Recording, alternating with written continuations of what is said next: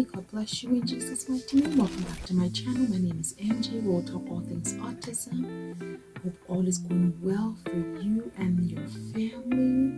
We are already in the second week of April, and the weeks are going by so fast. I'm not sure if I'm the only one that's realizing this, but we're almost at the end of the 2023-2024 school year.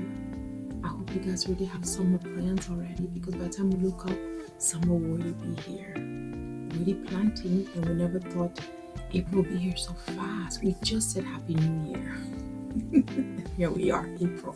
So anyway, today I just wanted to give a couple of updates regarding Jayson, the school, and what's going on, because we received their mammoth newsletter. And I just wanted to fill you guys in, because I haven't really dived in a little bit about the school, because obviously they're doing what they're supposed to be doing and doing what is right, which I love. I know initially when we started this journey back in August, and they came out with a newsletter for maybe October, maybe November, their first one, and they were talking about what the first, the second, the third, the fourth, the fifth graders are doing, but they didn't have anything related to the ISDM model, which is the integrated service delivery model for those kiddos. Remember, it's 3 classrooms: the lower functioning, the middle, and the higher functioning. So a part of the newsletter didn't have something talking about those kids. Back then, what I did was I emailed the principal and vice principal asking, well, I'm reading the newsletter, where are you talking about the ISDM kids? So this was a video a long time ago.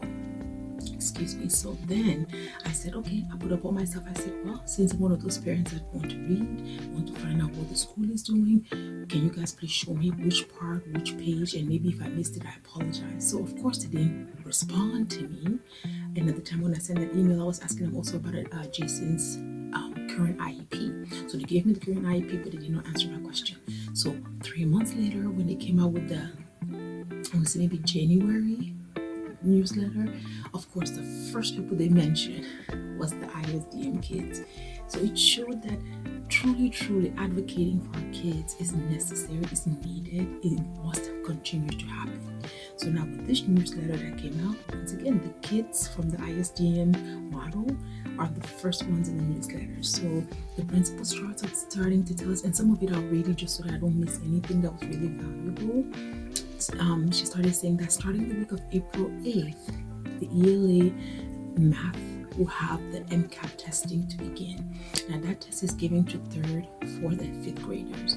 The assessment is designed to measure a student's progress towards mastering the Common Core standards for the Baltimore County. I don't know what other schools take, or what other states, what they take as their testing for those grades. So she mentioned that the MCAP testing will consist of science for 5th graders only, math, ELA, but then there will be no more than 2 tests given to every individual per day.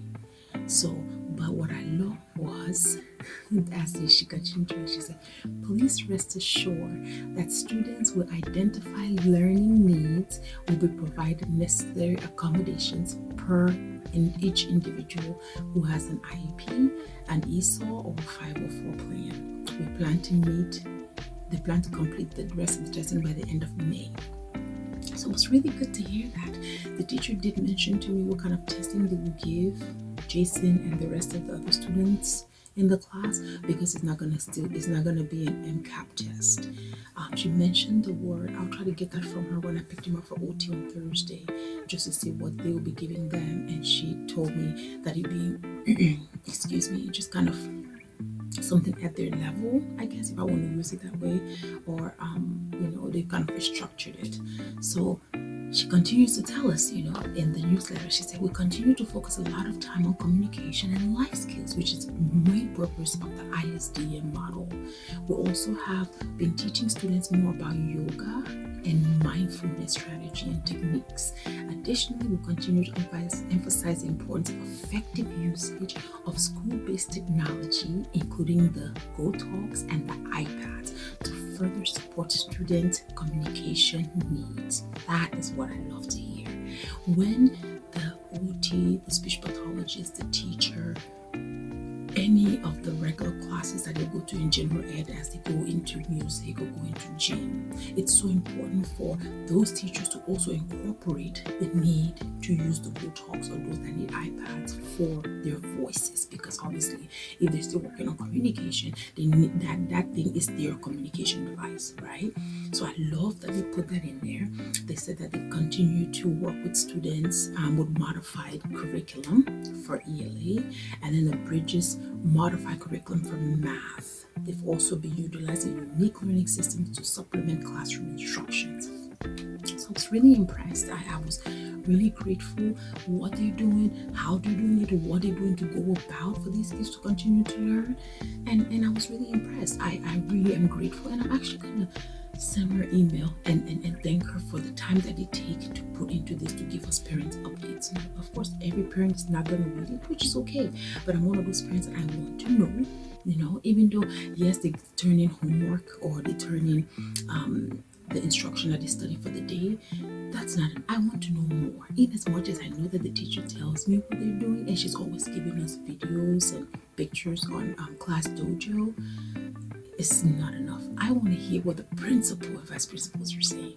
Are they even aware of what these teachers are teaching in these classrooms? So I'm grateful.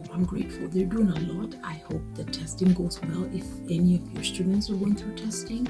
And of course, she was advising, good breakfast, let them get a lot of rest and things like that, and makeup sessions. But it was really good. I mean, I'm happy. I'm really happy. And he had his annual visit to the doctor checkup, and the doctor's like, oh, tell me what's going on. Anything I need to do to help. And very good team of people.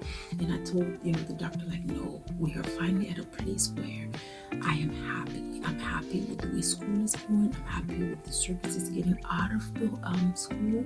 So it's good when we get to that place where it's great, like things are going really, really good. So, and I hope for you and your family too, you're making use of, whether it's the people that come at home, whether it's the people at school, it's just good to just seek support, because we cannot do all this by ourselves. We need help, and it's best to scream that you need help than to just sit there and consume all of this by yourself, because there is support out there.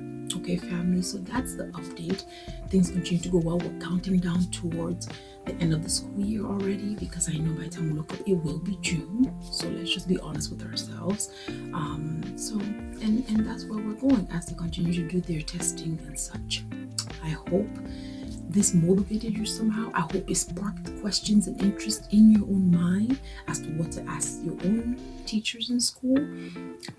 And it's important to have conversations on topics like this. So anyway, family, have a great rest of your week. Remain in the presence of God. May He continue to strengthen you and give you more grace to keep going. And He will always make a way when there seems to be no way. We must rely on His word. Okay, family?